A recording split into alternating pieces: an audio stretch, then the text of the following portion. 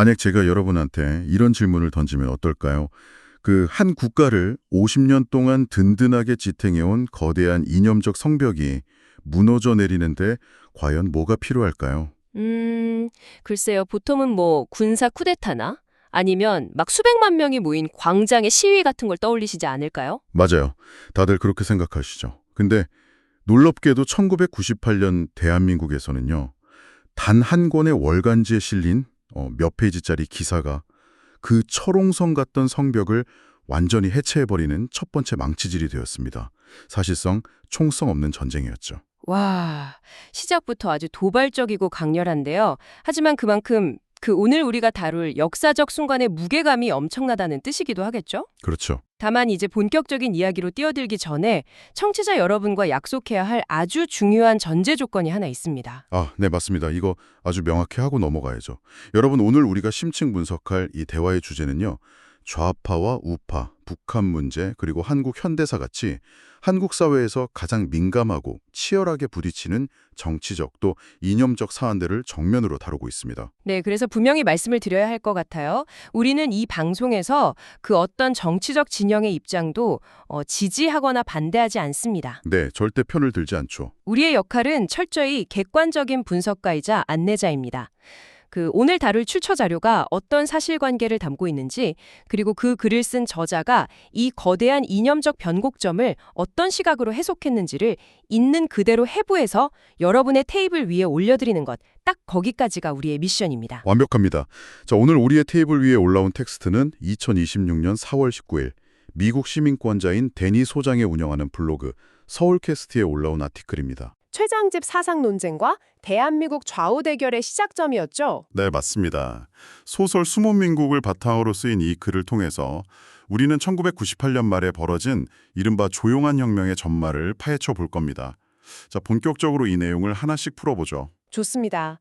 일단 시간을 1998년 10월 19일로 한번 돌려보겠습니다. 1998년이요? 네, 당시 김대중 정권이 출범한 지 불과 8개월밖에 되지 않았던 시점이에요.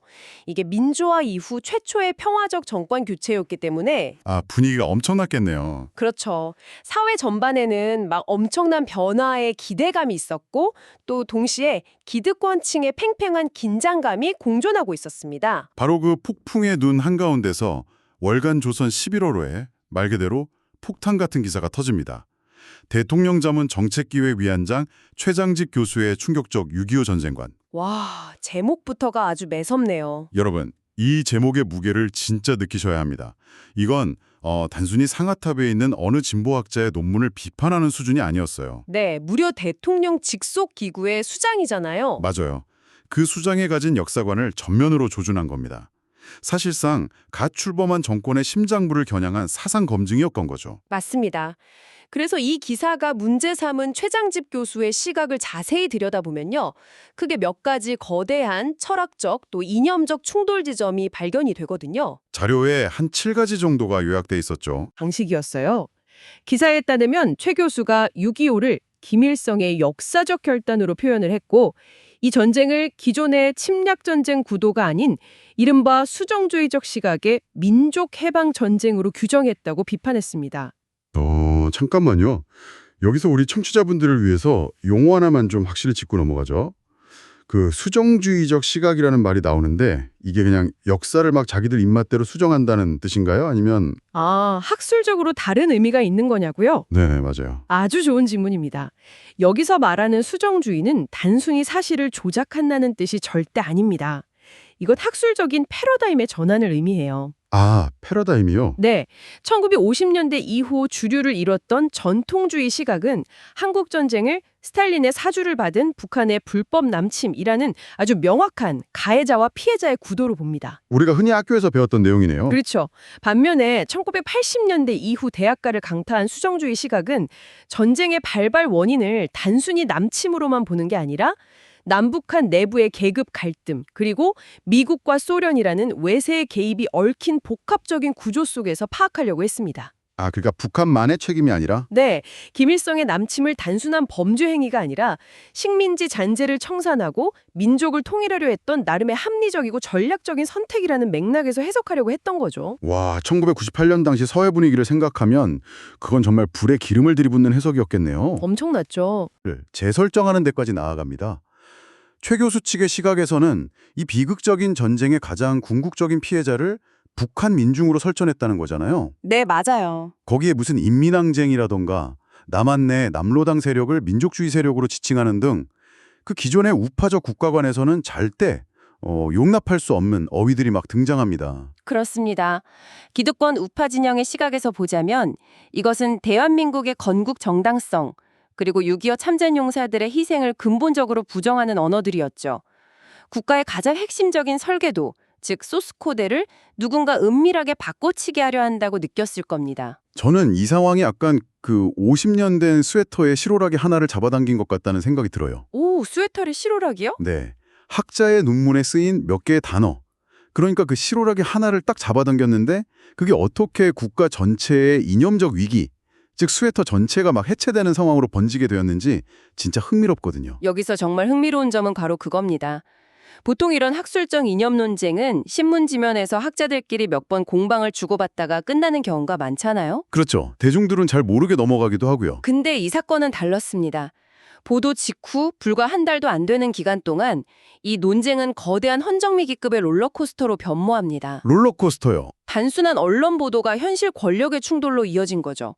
정치권이 즉각적으로 참전했거든요. 아, 10월 19일 첫 보도 이후의 상황이군요. 네, 야당이었던 한나라당과 자민련이 연일 맹공을 퍼붓고 청와대가 방어에 나서는 연쇄성명전이 벌어졌습니다. 하루가 멀다 하고 뉴스가 쏟아졌겠네요. 그러다가 급기야 10월 23일에 최장집 위원장 측이 명예훼손 소송과 함께 잡지 판매를 막아달라는 가처분 신청을 법원에 냅니다.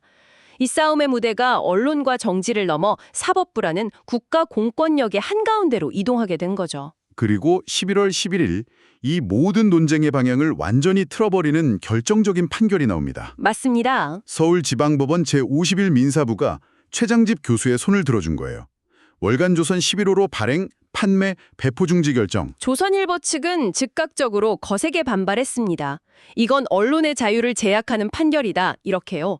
언론이 고위공직자의 역사관을 검증하는 것은 당연한 의무인데 명예훼손이라는 명목으로 재갈을 물려버리면 앞으로 국가의 정체성과 관련된 건강한 토론 자체가 불가능해진다는 논리였죠. 반면 최장집 교수 측의 논리는 좀 달랐죠. 네, 최 교수 측은 자신의 논문이 전쟁의 궁극적 피해자가 민중이었음을 강조한 학문적 시각일 뿐이라면서 이 논쟁 자체를 세계적인 탈냉전이라는 시대적 흐름을 거부하는 수구 세력의 저항으로 규정했습니다. 저는 이 대목에서 솔직히 조금 헷갈립니다. 청취자 여러분도 아마 비슷하게 느끼실 수 있어요. 아니, 학자의 명예를 훼손했다고 판단해서 잡지 배포를 막은 법원의 가처분 철정이잖아요. 네, 그쵸. 이건 그냥 흔하게 볼 수 있는 언론 중재나 명예훼손 판결의 일환 아닌가요? 그런데 왜 우리가 다루는 자료, 이 숨은 민국의 저자는 이 판결을 가리켜서 대한민국 권력의 추가 이동한 조용한 혁명이라고까지 되게 거창하게 부르는 걸까요? 그게 참 중요한 포인트인데요. 그 판결이 갖는 법리적 의미가 아니라 사회학적 그리고 이념적 파장을 봐야 하기 때문입니다. 이념적 파장이요? 네, 1948년 건국 이후 50년 동안 대한민국이라는 무대에서 애국심과 역사를 정의하는 독점적 권리는 사실상 우익에게 있었습니다. 맞아요. 반공의국시였으니까요. 그런데 제도권 시스템의 정점인 법원이 보수 진영을 대표하는 언론사의 입을 막으면서 이른바 수정주의적 용어를 사용한 학자의 학문적 자유를 제도적으로 보호해 준 겁니다. 아, 그러니까 이 판결의 핵심은 그냥 잡지를 못 팔게 했다는 현상 자체가 아니군요. 아닙니다. 지난 50년간 지하에 억눌려 있었고 입 밖으로 꺼내는 것조차 금기시되었던 그 이념적 언어들이 이제는 법과 제도라는 합법적인 방패를 업고 네, 맞아요. 당당하게 주류 사회로 진입할 수 있는 문이 열렸다는 뜻이네요. 완벽한 해석입니다. 바로 그 점 때문에 저자가 혁명이라고 부르는 것입니다. 막 피를 흘리거나 정권을 무력으로 무너뜨리진 않았을 뿐이지 사회를 지배하는 상식의 기준선이 법원에 의해 공식적으로 재조정된 거니까요. 와, 듣고 보니까 진짜 조용한 혁명이라는 말이 딱 어울리네요. 그렇죠. 그렇다면 우리는 아주 자연스럽게 그 주역들의 정체가 궁금해집니다. 이 합법적인 방패를 들고 제도권 주류로 막 쏟아져 들어온 그 세력들은 도대체 어디서 어떻게 길러진 사람들일까요? 아니, 하늘에서 갑자기 뚝 떨어진 건 아닐 테고요. 당연히 아니죠. 이 답을 찾기 위해 자료는 시계를 1980년대 대학가로 되돌립니다. 이른바 관악공화국으로 불리던 캠퍼스 한가운데로 우리를 안내하죠. 80년대 캠퍼스요? 네, 당시의 캠퍼스는 우리가 지금 상상하는 그런 잔디밭의 낭만적인 공간과는 거리가 한참 멀었습니다. 최루턴 냄새가 진동을 했겠죠? 맞습니다. 자료는 저자의 경험을 통해 당시 분위기를 매우 날 것 그대로 보여주는데요. 대학에 입학하자마자 선배들로부터 아주 은밀하고 치밀한 RP, 즉 사상학습 지도를 받습니다. RP요? 네, 그리고 캠퍼스 곳곳에서는 아지, 다시 말해 대중을 선동하는 연설이 끊이지 않았던 살벌하고 치열한 시기였죠. 이 시기를 묘사하는 글들을 읽다 보면요. 저는 당시 대학과가 마치 거대한 지하 소프트웨어 개발실 같다는 생각이 들어요. 지하 소프트웨어 개발실요? 어떤 의미죠? 그러니까 당시 대한민국이라는 나라는 군사 독재와 반공주의라는 되게 낡고 강압적인 운영체제, 즉 OS로 돌아가고 있었잖아요. 그렇죠. 아주 경직된 OS였죠. 그런데 이 학생들은 어두운 동아리방에 모여서 그 세상을 완전히 뒤엎을 대안적인 오픈소스 운영체제를 막 코딩하고 있었던 거예요. 투쟁하다가 희생되는 학생들도 생겨나고요. 아주 탁월한 비유입니다. 그리고 그 새로운 운영체제의 코드를 짜는 방식, 즉 세상을 바라보는 렌즈에 따라 크게 두 개의 파벌이 나뉘었습니다. 여러분도 뉴스에서 한 번쯤은 들어보셨을 텐데요. 바로 PD, 민중민주 세력과 NL, 주사파 세력이죠. PD와 NL? 네. PD 세력이 자본주의의 계급 모순과 노동자 권익에 집중했다면 NL 세력은 남북 분단이라는 모순과 미국의 제국주의적 개입을 타파하는 것에 집중했습니다.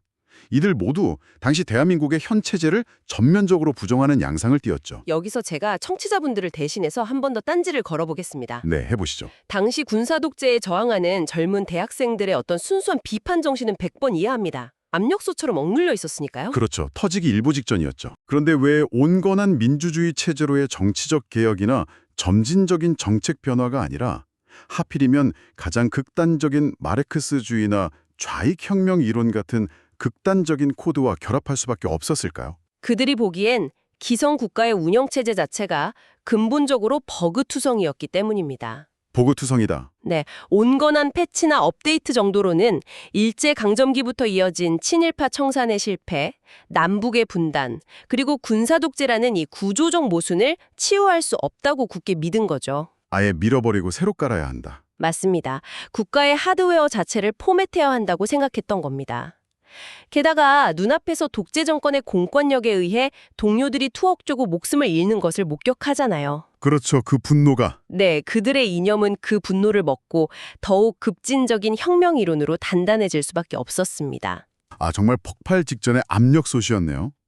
하지만 영원할 것 같던 그들의 이념적 열기도 1980년대 후반을 기점으로 거대한 벽에 부딪힙니다. 네, 아주 큰 세계사적 변화가 있었죠. 1989년에 베를린 장벽이 무너지고 동구권 공산주의 국가들이 막 도미노처럼 몰락했잖아요. 전 세계적인 이념의 지형이 바뀌면서 한국의 대학가도 잠시 포스트 모더니즘 같은 유연한 사상들로 시선을 돌리는 듯 했습니다. 겉으로 보기엔 확실히 그랬죠. 마르크스주의는 정통성을 잃고 소수 정파의 지하지심으로 숨어드는 것처럼 보였습니다. 거의 후퇴하는 모양새였죠. 하지만 앞선 그 소프트웨어 비유를 다시 빌리자면요. 그들이 만들어둔 코드가 완전히 삭제된 게 아니었습니다. 단지 잠시 절전 모드에 들어갔을 뿐이죠. 절전 모드. 네.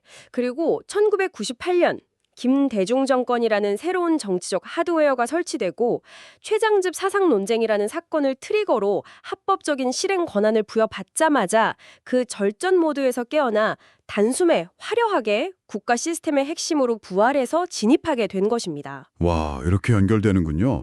그렇다면 청취자 여러분, 여기서 우리가 가장 중요한 질문을 한번 던져보겠습니다. 도대체 1999년 무렵의 이 복잡한 역사적 퍼즐 조각들이 2026년 오늘날을 살아가는 우리의 스마트폰 뉴스피드와 무슨 상관이 있을까요? 엑스퍼트 소장님의 자료는 이 지점에서 매우 흥미롭고 결정적인 통찰을 제공하는데요. 이 내용을 더 큰 그림과 연결해 보자면 1980년대 지하에서 가장 극렬하게 반국가 운영체제를 코딩했던 주사파 학생운동권의 핵심 뇌수들이 훗날 입장을 완전히 180도 뒤집어서 시대정신이라는 잡지를 창간한 사건을 조명합니다. 시대정신이요? 네, 저자는 이를 전향선언이라고 명명하죠. 1980년대와는 정반대되는 이념을 표방하기 시작한 겁니다. 잠깐만요. 세상을 엎어버리려던 사람들이 어느 날 갑자기 정반대의 진영으로 넘어가서 과거의 자신들과 싸우기 시작했다는 거군요. 바로 그겁니다. 이 전향의 역사가 현재 대한민국 정치 지형을 이해하는 핵심 마스터키입니다. 어떻게 연결되죠? 과거에 같은 진영에서 스크럼을 짰던 사람들이 전향을 통해 오늘날의 뉴라이트 보수 지식인 그룹으로 갈라져 나왔고요.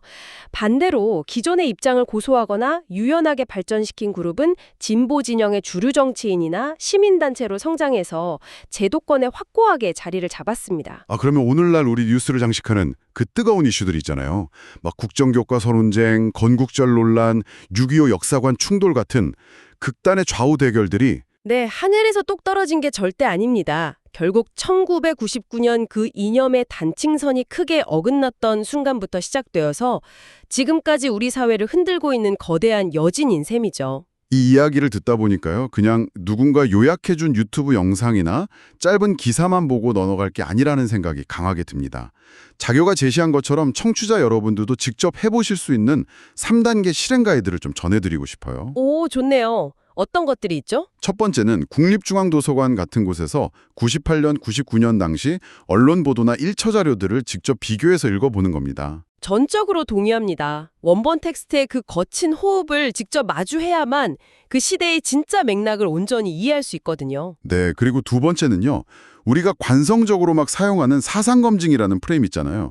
이게 과연 국가의 건강성을 지키기 위한 생산적 토론인지 아니면 반대파에게 공포를 유발하는 낙인인지 스스로 재점검해 보는 겁니다. 그것도 정말 중요한 포인트네요. 마지막 세 번째는 당시 최장집 교수를 지지했던 단체들, 민주노총이나 민변 같은 곳과 또 전향한 그룹들이 현재 대한민국에서 어떤 위치에 있는지 지도를 그려보는 겁니다.